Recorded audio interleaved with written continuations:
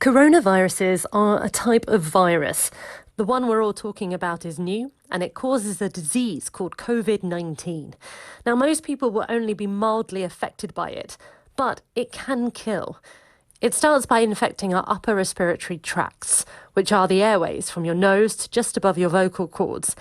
You may develop a fever as your immune system starts to fight the virus, and a dry cough. That's one where you don't produce any phlegm. The virus can then spread to the lungs, making it harder for people to breathe, and it can cause pneumonia. In the most serious cases, people can die from the coronavirus. This is because the immune system can go into overdrive, and that can lead to organ failure. So we need to do what we can to stop this virus from spreading.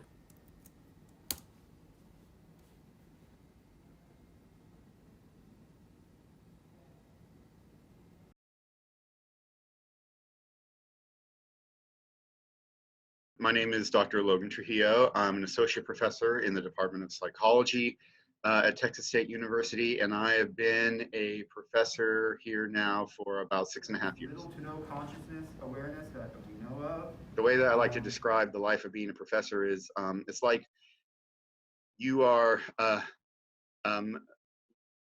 you're putting together multiple different jigsaws, puzzles at the same time, and you're juggling the pieces, and you're getting these pieces put into place just in time to finish the jigsaw puzzle, for that to be sent off for another jigsaw puzzle to come up that you then have to deal with again.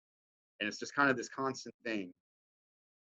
As far as teaching the face-to-face class, that wasn't really my choice. We were given, if we had some extenuating circumstance within our life, such as we were sick ourselves, or we had a sick family member, or we had family members in our household who might be at greater risk of contracting this disease, we could have then petitioned to have a fully online class, and some professors did do that. I myself had none of those factors at play. Going from in-person theater school to online has definitely been an interesting journey, just within scene work or within doing a performance piece with other people. I have been experiencing, along with my peers, barriers to that connection through like virtual school. I think we're getting the hang of it. We're finding ways to do it, but there's just nothing like that energy that comes from being physically in the space with someone, especially when you're working on more like intimate scenes. And also, I think, like, first and foremost, not having the audience energy.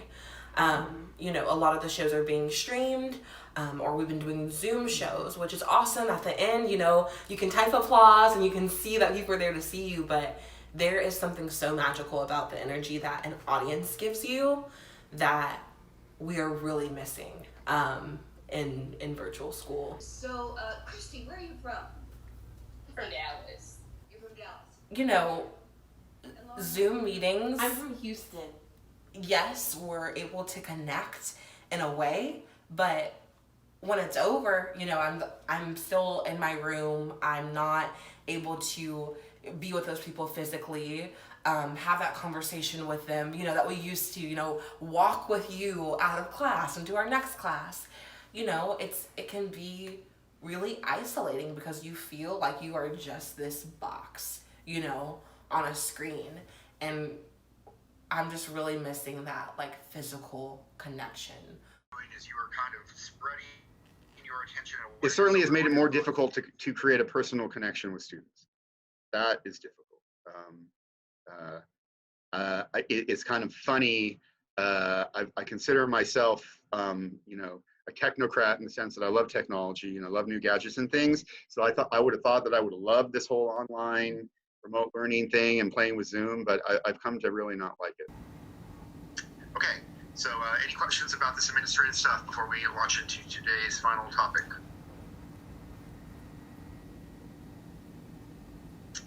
All right.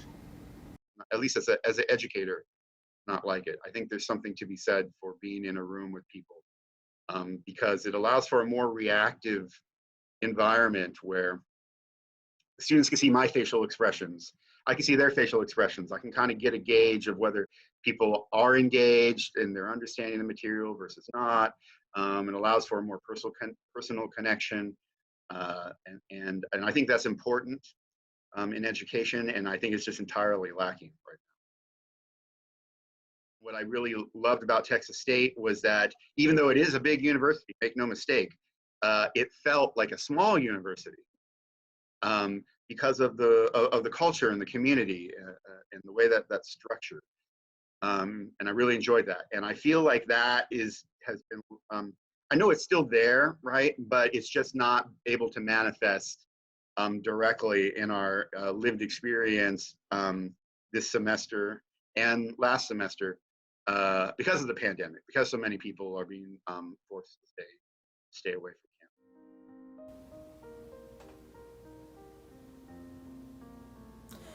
I think I've definitely gained a lot of adaptability. And the sense of, and I think also like creativity, because I think we've all had to come up with creative and innovative ways to still get things done.